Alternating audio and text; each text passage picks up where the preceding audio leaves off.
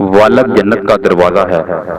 نبی کریم صلی اللہ علیہ وآلہ وسلم نے ارشاد فرمایا، والد جنت میں داخل کا درمیانی سب سے عمدہ اور آسان دروازہ ہے۔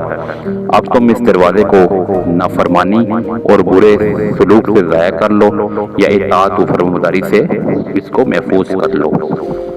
ہاتھ کا زنا۔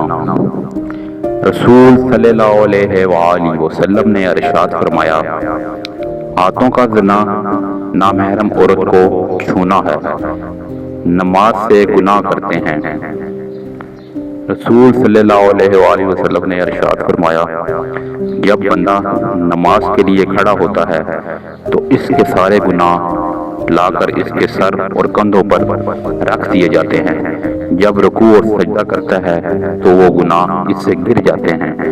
مزید ویڈیو دیکھنے کے لیے ہمارے چینل کو سبسکرائب کریں۔ جزاک اللہ۔